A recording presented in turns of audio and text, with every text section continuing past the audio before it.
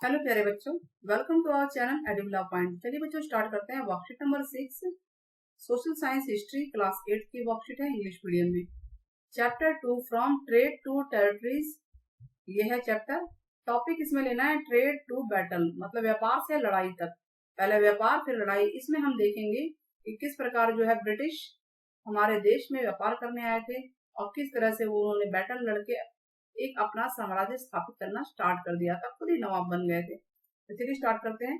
After the death of Aurangzeb, Aurangzeb जानते हैं ना, मुगल एम्पायर था, बहुत ही शक्तिशाली था। इसके मरने के बाद जो मुगल पीरियड था वो वीक होता गया। जो रीजनल रूलर थे वह शोइंग देयर स्ट्रेंथ, जो आसपास के छोटे छोटे राजा महाराजा थे ना, वो एक तरह से आवाज उठाने लगे थे, उनकी अपनी ताकत दिखाने लगे थे। बंगाल का जो नवाब था उसने रिफ्यूज कर दिया, तो उन्हीं में से एक है ये, अलग है बंगाल का। देखिए एक मुगल रूलर अलग है जिसका पूरे देश पे अधिकार था। इसकी डेथ के बाद अगला जो इसका उत्तराधिकारी था बहुत कमजोर हो गया। इसी की वजह से जो बंगाल का नवाब था ना, उसने कंसेशन देने से मना कर दिया ईस्ट इंडिया कंपनी को और डिमांड किया, लिखा ना, refuse to give concession to East India Company and demanded endowment in exchange to right to trade. उन्होंने डिमांड किया कि भाई जो अगर आप राइट टू ट्रेड कर रहे हैं तो आपको एंडोमेंट देनी पड़ेगी। At the same time they also prevented the moulding of coins, मतलब जो कॉइन्स को म्यूल्ड करते हैं, ढालते हैं, कॉइन्स बनाते हैं, उसको भी उन्होंने प्रिवेंट किया। एंड फोर्टिफिकेशन, और फोर्टिफिकेशन मतलब कि किलेबंदी भी करने लगे। दिस कन्फ्रंटेशन बिटवीन, इसकी वजह से जो कंपनी है और नवाब के बीच में तनातनी हो गई थी। तनातनी मतलब कि उनके बीच में एक तरह से चलने लगे थे, लड़ाई वगैरह होगी ही होगी। अब after the death of Ali वर्दी खान, जब अली वर्दी खान की मौत हो गई 1756 में, 1756 में सिराजुद्दौला नवाब बना। ठीक है, बंगाल का नवाब पहले कौन था?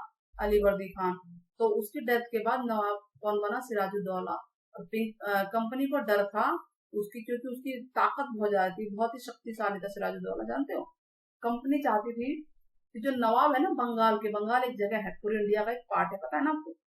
तो ये जो वो चाहते थे कि वो नवाब को पपेट बना ले, पपेट मतलब अपनी कठपुतली बना ले, मतलब वो ऐसा चाहते थे कि ऐसा नवाब हो वहां पे जो उनकी पपेट हो, पपेट मतलब उनके कहे अनुसार चले।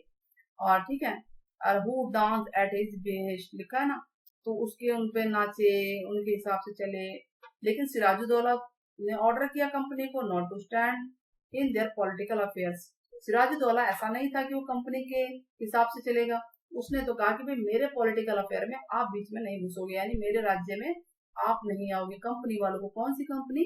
ब्रिटेन की कंपनी, ठीक है। और उनको कहा भी कि तुम टैक्स भरो, लेकिन कंपनी तो पता ही है कि अब उस समय तक तो बहुत ताकतवर हो चुकी थी। कंपनी ने इस बात को नहीं सुना। कंपनी को सपोर्ट भी था कहीं ना कहीं, और उन्होंने ये भी देखा कि मुगल जो कि पूरे इंडिया में थे वो कमजोर हो गए हैं, तो हमारे पास ये मौका है। तो रिजल्ट क्या हुआ कि इंग्लिश फैक्ट्री जो है कासिम बाजार में वो नवाब ने कैप्चर कर ली, गुस्से में आके कि भाई ये लोग मेरी बात को मान नहीं रहे हैं और ना ही मुझे पे कर रहे हैं टैक्स को। तो जो इंग्लैंड वालों की फैक्ट्री थी कहाँ पे? कासिम बाजार में, उसके ऊपर कब्जा कर लिया नवाब ने। And came out to occupy fort of Kolkata, और कलकत्ता के फोर्ट को, किले को भी ऑक्यूपाई करना चाहा। The company sent forces, company ने क्या किया, उनका एक लीडर था रॉबर्ट क्लाइव। रॉबर्ट क्लाइव के लीडरशिप में कंपनी ने अपने सिपाहियों को भेजा, फोर्स भेजी। और he also received navy support, उसको नेवी का सपोर्ट भी मिला, पानी से भी सपोर्ट मिला, जल से भी मिला। This way the battle of Plassey, इस तरह से 1757 में प्लासी का युद्ध लड़ा। बहुत ही ऐतिहासिक युद्ध है ये, याद रखिएगा। कब लड़ा गया था? 1757 में, 1757 में रॉबर्ट क्लाइव और सिराजुद्दौला के बीच में एक ऐतिहासिक लड़ाई हुई थी। प्लासी नेम दिस प्लेस, ठीक है। प्लासी इसका नाम क्यों है? क्योंकि जो वहां, जो प्लासी जगह का नाम प्लासी क्यों है सुन लो, क्योंकि वहां पे ऐसे फ्लावर है जिनको बोलते हैं पलास, पलास के फ्लावर वहां पाए जाते हैं, इसकी वजह से उस जगह का नाम प्लासी पड़ा। और वहां पे जब लड़ाई हुई तो उस लड़ाई का नाम रखा गया बैटल ऑफ प्लासी, यानी प्लासी की लड़ाई। क्लियर है ना बच्चों?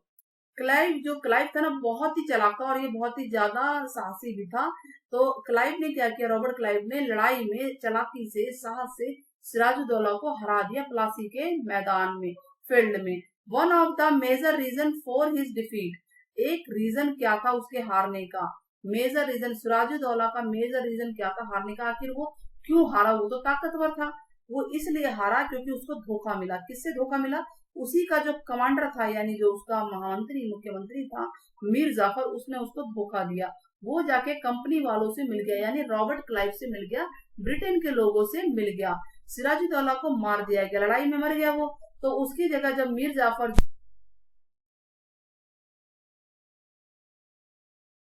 क्या हुआ, अब अंग्रेजों को मौका मिल गया क्योंकि हमने मीर जाफर को नवाब बनाया है तो उनको कठपुतली बनाए। आफ्टर सम टाइम्स कंपनी ने क्या किया, देखा कि भाई मीर जाफर तो हमारा विद्रोह करने लग गया है, कुछ ना कुछ उसको परेशान, तो उन्होंने उसको हटा दिया, उसकी जगह मीर कासिम को बनाया नवाब। ठीक है, लेकिन कंपनी तो मीर कासिम से भी नाराज थी। ठीक है, और 1764 में क्या हुआ, बक्सर का युद्ध हुआ, क्योंकि मीर कासिम भी उनकी बात नहीं सुन रहा था, उसके ऊपर बहुत वजन आ चुका था किस चीज का, कि भाई ये पेमेंट दो, ब्रिटेन वालों को ये पेमेंट दो, वो पेमेंट दो, बहुत सारा। ठीक है, तो बक्सर की लड़ाई हुई 1764 में, याद रखिएगा बक्सर जगह पे हुई थी, इसलिए इसका नाम रखा गया Buxar, battle of Buxar. After the battle, जब इस लड़ाई के बाद क्या हुआ, मीर जफर जो है वो दोबारा नवाब बन गया, और उसकी डेथ के बाद 1765 में उसकी डेथ हो गई थी।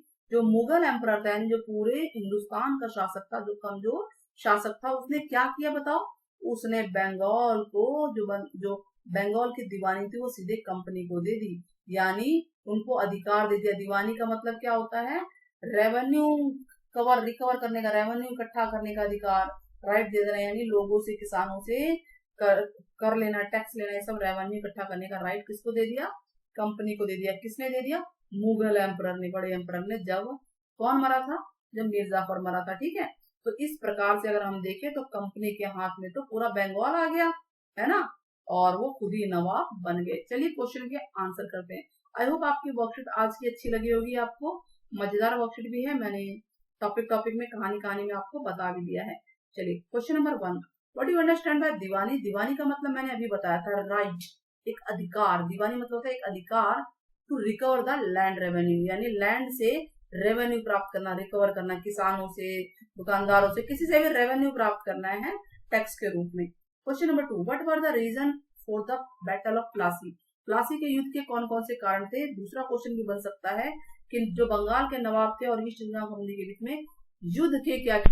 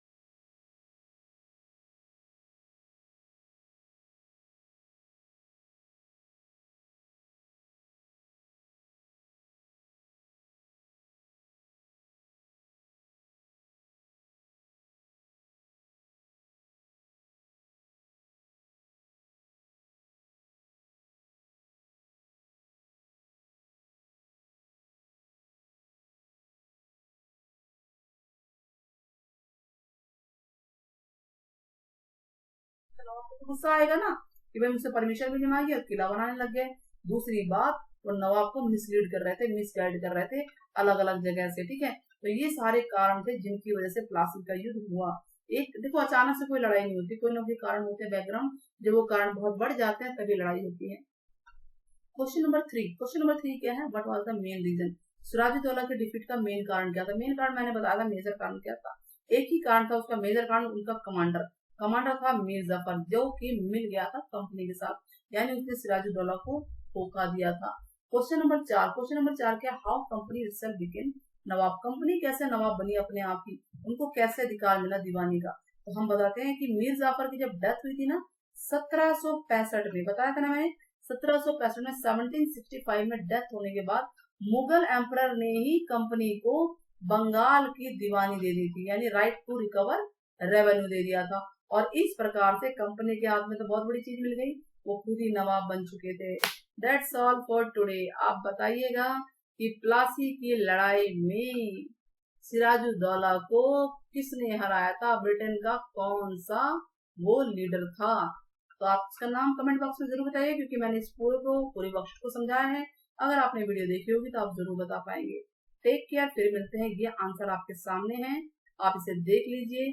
क्वेश्चन नंबर 1, 2 स्क्रीनशॉट ले सकते हैं आप इसकी। Question number 3, 4। ठीक है, दैट्स ऑल फॉर टुडे। फिर मिलते हैं जल्दी ही।